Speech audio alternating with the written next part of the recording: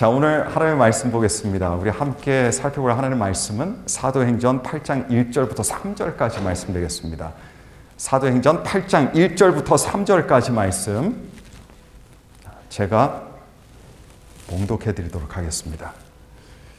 사도행전 8장 1절부터 3절까지 말씀입니다. 사울은 그가 죽임당함을 마땅히 여기더라. 그날에 예루살렘에 있는 교회에 큰 박해가 있어 사도 외에는 다 유대와 사마리아 모든 땅으로 흩어지니라. 경건한 사람들이 스데반을 장사하고 위하여 크게 울더라.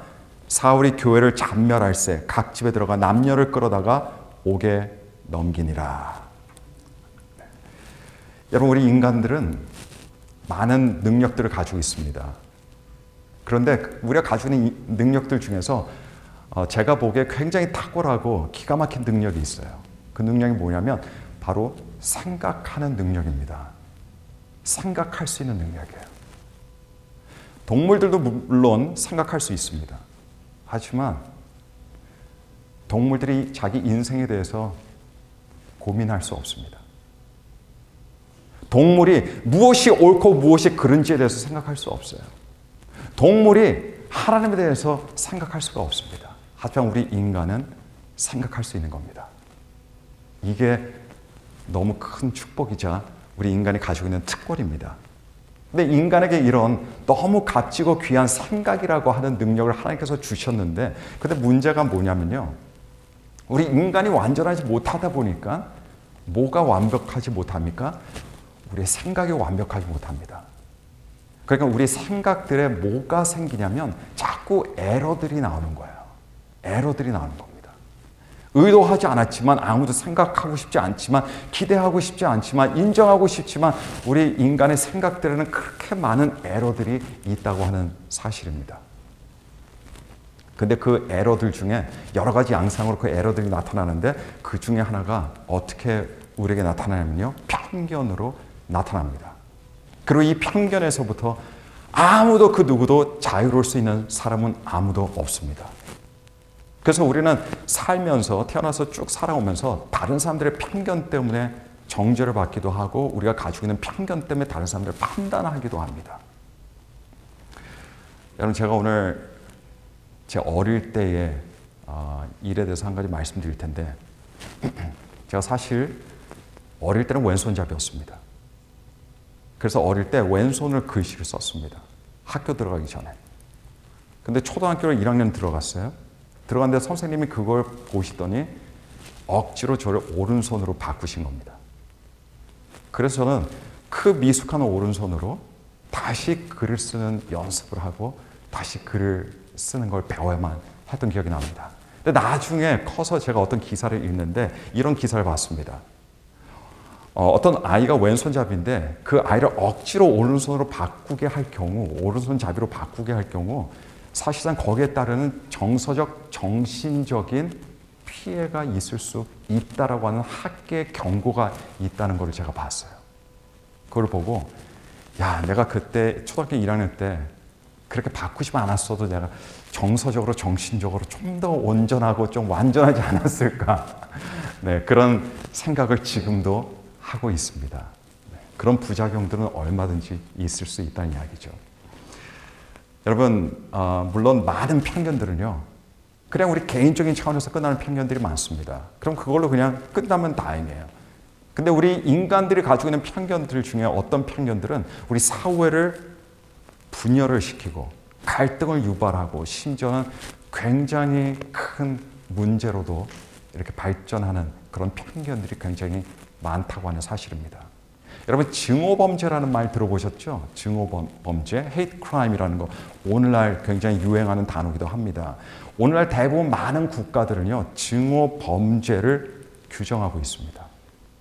근데 여러분, 이 증오범죄, 증오 때문에 일으키는 범죄죠? 증오 때문에 일어나는 범죄인데, 이 증오범죄를 다르게 규정하는 것도 있는데, 때로는 이 증오범죄가 편견으로 비롯된 범죄다라고 이렇게 규정이 되기도 하고 있습니다.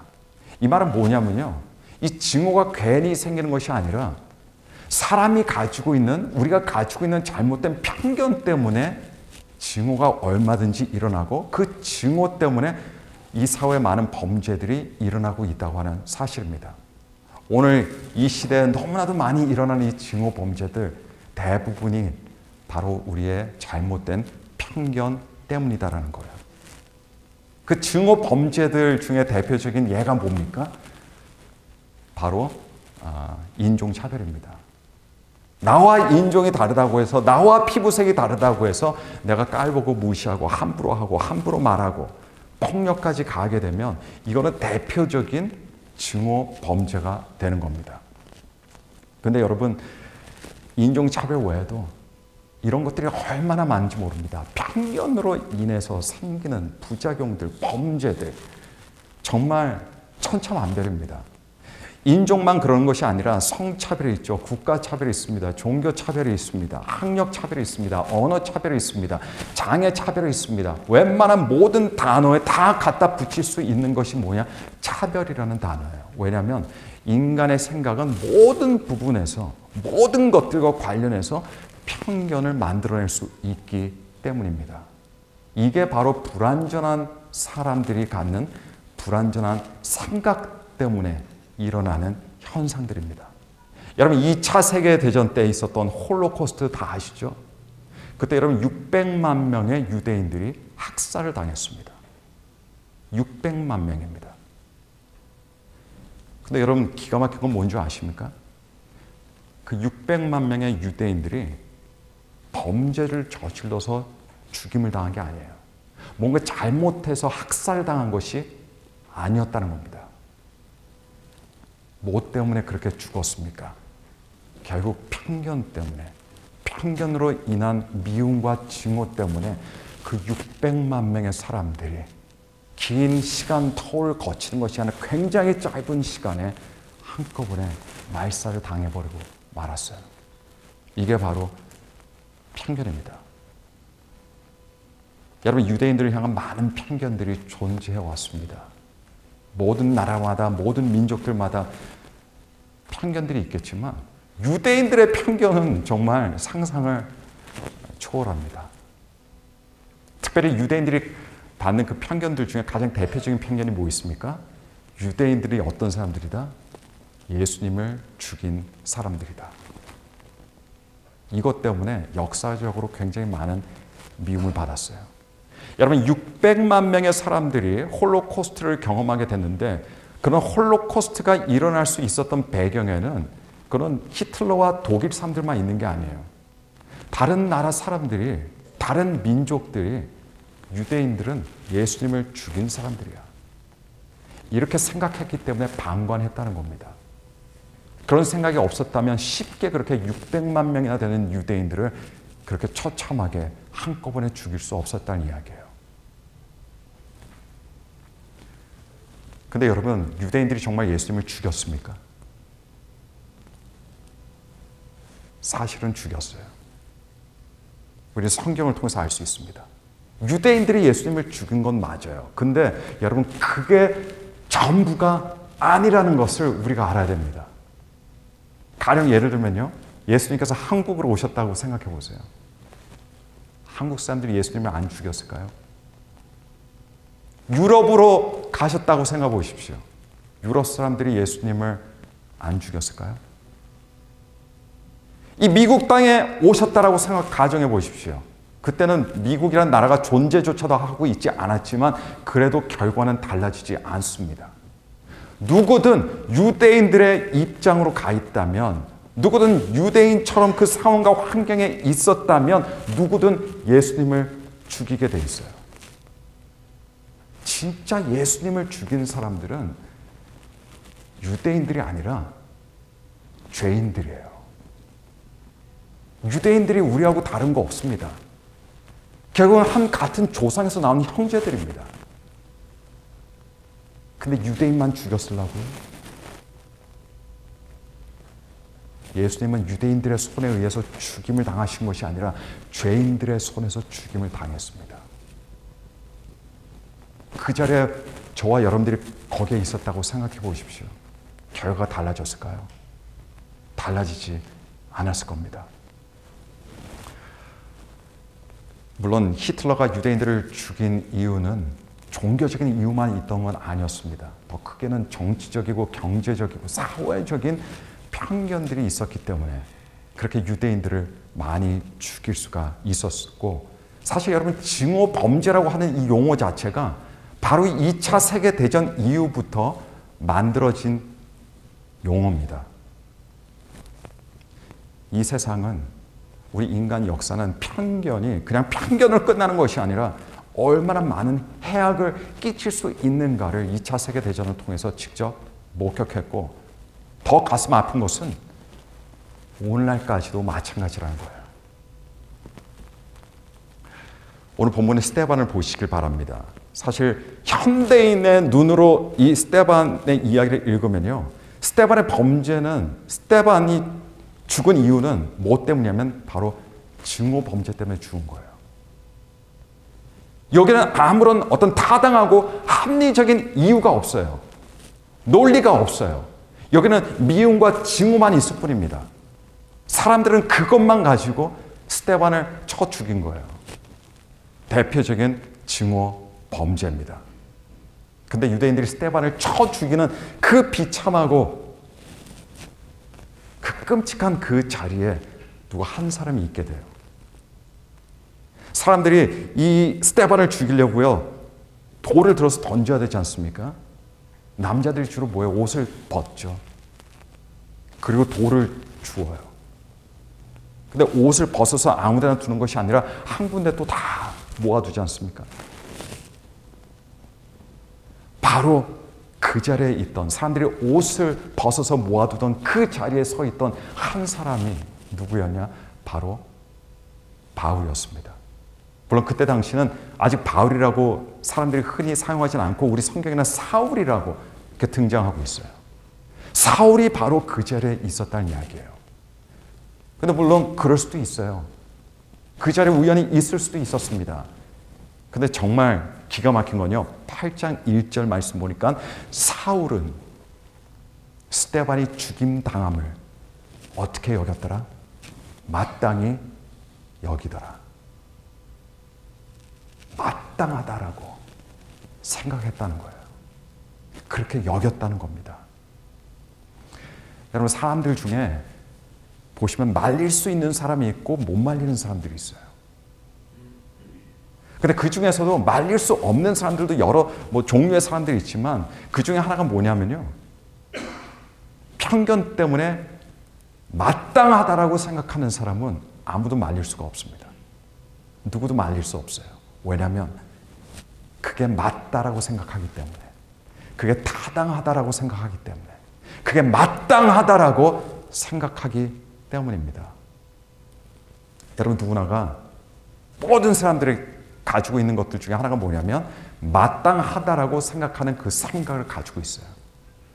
근데 문제는 뭐냐면 우리가 생각하는 모든 마땅한 것들이 과연 정말 마땅한 것일까요?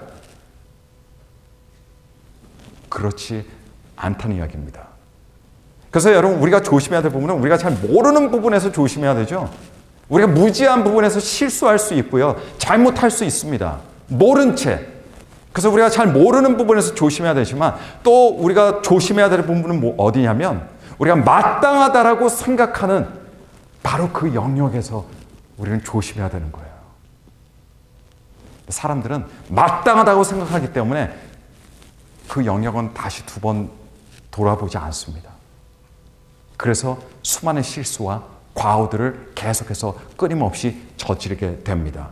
우리는 바울의 경우를 통해서 그것을 볼 수가 있어요. 이 바울은 하나님을 사랑하던 사람이었어요.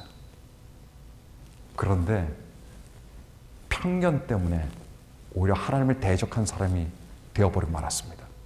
그리스도인들을 핍박하고 교회를 잔멸하는 그런 무자비한 그런 사람이, 괴물이 되어버리고 말았던 것을 우리는 볼 수가 있습니다. 어떤 분들은 이렇게 생각하실 수도 있을지 모르겠어요. 그래, 편견이 있지. 근데 괜찮아. 나는 그런 거 없어. 근데 여러분, 그것도 엄청난 편견이 되는 겁니다. 근데 여러분, 한 번 살아가는 이 땅에서 어차피 우리 인간은요, 다 알 수가 없어요. 다 이해할 수 없습니다. 그래서 뭘 좀 몰라도 상관없어요. 그래서 좀 실수해도 상관없습니다. 그런데 여러분, 정말 중요한 부분이라면, 정말 중요한 것이라면, 우리 생명과 관련된 일이라면, 우리의 평안과 관련된 일이라면, 우리의 구원과 관련된 일이라면 우리가 알아야 되지 않겠습니까? 우리가 깨달아야 되지 않겠습니까? 정말 중요한 것들에 있어서 우리는 우리 감정이나 느낌을 우리는 의존할 수 없어요. 정말 중요한 것들에 있어서 우리가 남들이 하는 말 의지할 수 없습니다. 아니면 우리 인생 경험 도움이 되지 않습니다. 그렇다면 우리가 무엇이 옳고 그른지, 무엇이 마땅하고 무엇이 마땅한 것이 아닌지 우리가 어떻게 알 수 있을까요? 답은 하나입니다. 답은 하나예요. 그건 바로 뭐냐면 바로 진리에 있습니다. 진리입니다. 여러분, 이 진리라는 단어는 누구나 다 아는 단어예요. 누구나 좋아하는 단어가 될 수 있습니다. 누구나가 고상하다라고 여기는 그런 단어예요. 근데 문제는 뭐냐면 사람들이 진리에 대해서는 무관심하다는 겁니다. 관심이 없어요. 왜 관심이 없는 줄 아십니까? 왜냐하면 진리가 내 배를 채워주지 않는다고 생각하기 때문에 그렇습니다. 진리가 집을 사주거나 사업을 일으켜주거나 진리가 차를 사주거나 그러지 않다라고 생각하기 때문에 그래요. 진리가 내 건강을 지켜주지도 않고 진리라는 것이 내 신분을 보장해 주는 것도 아니다라고 생각하기 때문에 사람들은 진리에 대해서 무관심해질 수밖에 없는 겁니다. 더군다나 지금까지 진리 없이 살았는데, 그래서 지금까지 잘 살았는데 그게 뭐 대수냐라고 생각한다는 거예요. 그래서 현대인들은 진리에 관심이 없습니다. 오늘날 많은 대학들이 있죠. 그중에 굉장히 역사가 오래된 대학들이 참 많지 않습니까? 웬만한 대학들은요, 꼭 들어가는 진리가 있어요. 그 슬로건이나 표어나 어디에 꼭 들어가는 단어들이 있어요. 모든 대학의 경우는 아니겠지만 그 단어가 뭐냐면 바로 진리라고 하는 단어예요. 사실상 대학이 처음에 만들어져서 현대적인 의미에서 만들어졌을 때 유럽에서 중세 시대 때 만들어졌는데 진리를 탐구하기 위한 곳으로 만들어졌습니다. 진리를 탐구하기 위한. 하지만 여러분 지금은 어떻습니까? 누가 진리를 위해서 대학을 갑니까?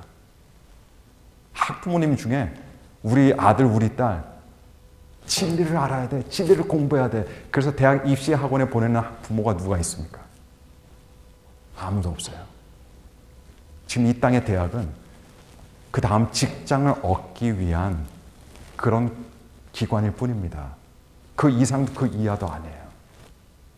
출세를 위해서 꼭 거쳐야 되는 곳, 내 꿈을 이루기 위해서 가야 되는 그런 곳이지 진리하고는 아무 상관이 없습니다.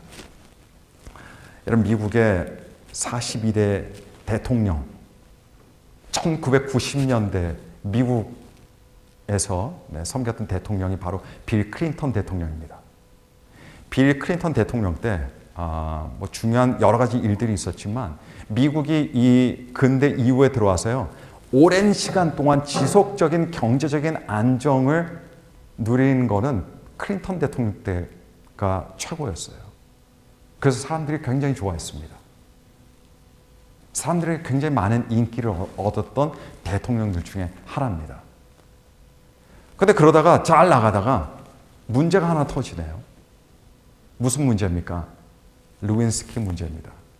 백악관에 일하러 온 인턴 사원하고 부적절한 관계를 맺었습니다. 그때 미국에서 난리 나고 떠들썩했죠. 처음에 빌 클린턴 대통령은 나 그런 적 없어 발 뺐습니다. 하지만 모든 증거들과 정황들과 증언들이 다 그쪽을 향하기 때문에 나중에 빌 클린턴 대통령 그거를 나중에 인정하게 되었어요. 근데 여러분, 제가 그때 TV를 보다가 이 미국 뉴스에서 한 기자가 굉장히 유명한 연예인을 인터뷰하는 장면을 봤는데, 그때 인터뷰 내용이 뭐였냐면요. 빌 클린턴 대통령이 이 스캔들에 대해서 어떻게 생각하십니까? 그 유명 연예인의 대답이 이거였습니다. 여성이었는데요. 나는 빌 클린턴 대통령이 그런 거 나는 아무 상관없다. 그런 뭐 사적인 일 아니냐. 나는 그냥 대통령이라면 이 나라를 잘 살게 해주고 부강하게만 해주면 된다. 나는 신경 안 쓴다. 이런 대답을 했습니다.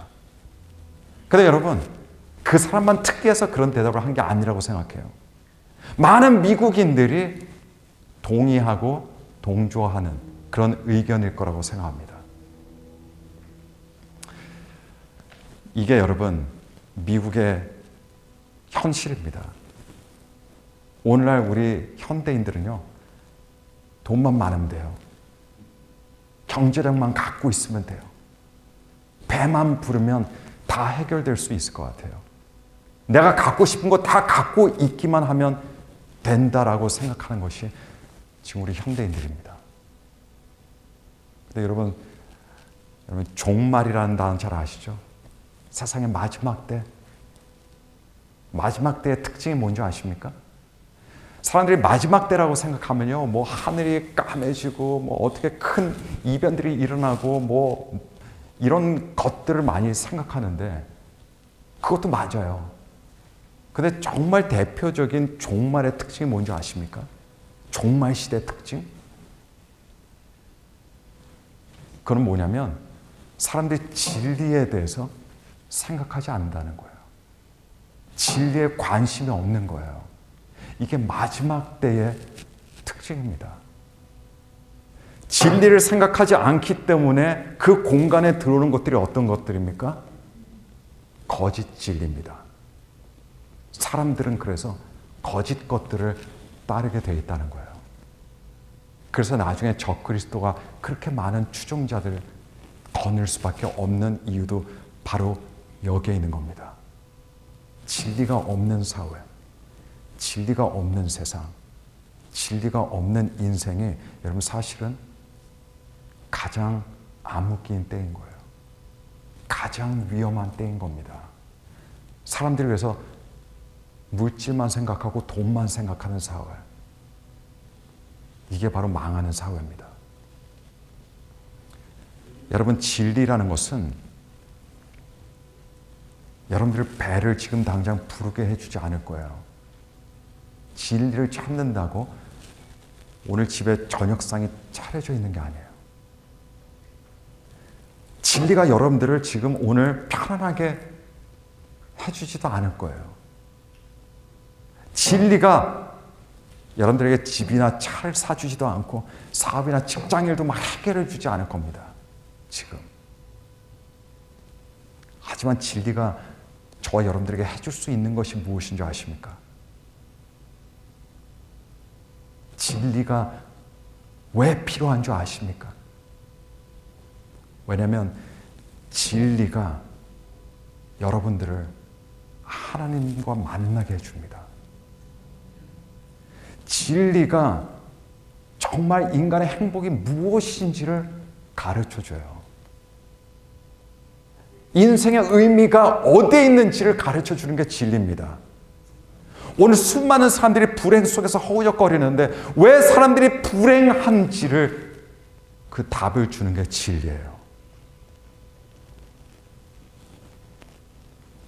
진리가 내가 어떤 존재인지 답을 가지고 있어요.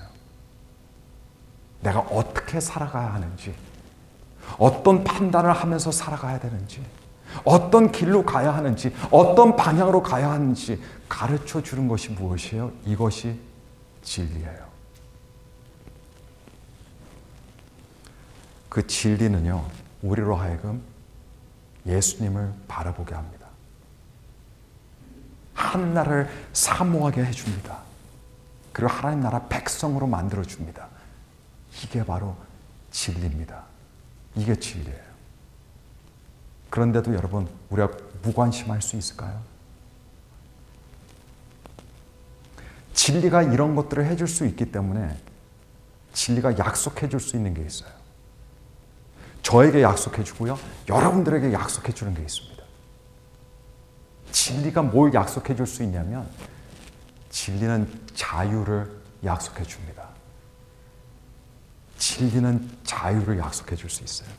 요한복음 8장 32절에 그래서 예수님께서는 진리를 알지니 진리가 너희를 자유케 하리라.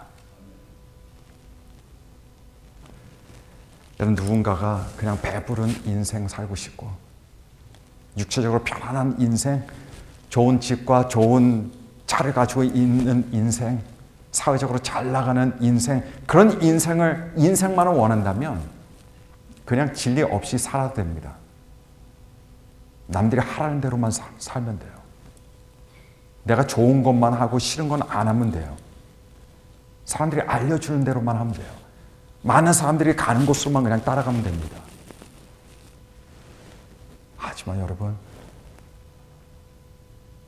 죄 사함을 받고 죄의 그 모든 무거운 짐을 벗고 살고 싶다면 예수님께서 십자가에서 그분의 보혈로 이루어 주신 그 구원을 갖고 싶다면, 그리고 거룩한 인생으로 살고 싶다면, 그리고 영생을 얻고 싶다면 그 사람은 진리가 필요한 겁니다. 진리가 필요한 거예요. 어떤 사람들은 난 지금 자유해, 괜찮아, 난 문제 없어, 이렇게 생각할 수도 있어요. 근데 여러분, 죄 속에 살아가는 것이 정말 자유한 걸까요? 영원히 죽을 수밖에 없는데 자유한 겁니까? 하나님의 뜻과 전혀 상관없는 그런 삶을 살면서 나는 자유해라고 할 수 있습니까? 마음속에 깊은 불안감과 두려움이 있고 항상 다른 사람들과 비교하면서 살아가는 그 인생 정말 자유하다라고 이야기할 수 있어요? 바로 이제 미래의 심판이 기다리고 있는데 난 자유해라고 이야기할 수 있습니까?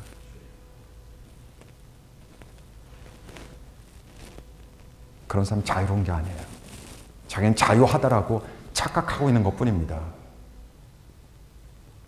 여러분, 스데반의 죽음의 자리에서 비록 스데반은 돌에 맞아 죽었지만 그러나 그는 마음속 깊은 곳에 큰 평안, 하나님께서 주시는 하늘나라의 평안을 가지고 죽었습니다. 그 자리에서 그렇게 죽을 수 있었던 이유는 뭐냐? 스데반은 자유했기 때문에 그렇습니다. 근데 여러분, 반면에 돌로 쳐 죽인 사람들을 생각해 보십시오. 돌을 들고 있는 사람들, 돌을 던지는 사람들. 그 사람들이 자유해서 그랬겠습니까? 자유하지 못하기 때문에 그런 거예요. 그 사람들의 분노와 증오, 미움에 가득 차 있었어요. 자유하지 못했기 때문에 스데반을 죽인 겁니다. 여러분, 예수 그리스도가 진리가 되십니다. 예수 그리스도께서 우리의 진리세요. 그래서 그분께 나오는 모든 사람들을 예수님께서는 자유케 해주셨습니다. 당시 모든 사람들에게 손가락질 받던 세리를 자유케 해주셨어요. 창녀를 자유케 해주셨습니다. 가늠하다가 잡힌 사람 자유케 해주셨습니다. 결혼에 실패했던 사마리아 여인도 자유케 해주셨습니다. 평생 장애를 가지고 살아가던 사람도, 병든 사람도, 귀신 들렸던 사람들도 예수님으로 말미암아 자유케 되었어요. 예수님은 누구든 찾아오는 사람을 자유케 해주십니다. 왜냐하면 예수님이 진리이시기 때문에 그렇습니다. 세상 열심히 사는 거 좋아요. 모든 어려움과 고통과 억울함을 감내하면서 참으면서 사는 거 훌륭합니다. 하지만 영혼의 자유가 없다면, 예수님이 안 계시다면 모든 것들은 다 의미가 없는 거예요. 우리는 자유를 얻어야 됩니다. 우리는 자유로운 영혼이 되어야 돼요. 그래서 우리 모두에게는 예수 그리스도가 필요한 겁니다. 예수님의 복음이 필요한 거예요. 여러분 항상 진리 가운데로 나아가시고 진리로 기뻐하고 진리로 감사할 수 있는 저와 여러분들이 되시기를 예수 그리스도 이름으로 간절히 축복하고 축원합니다.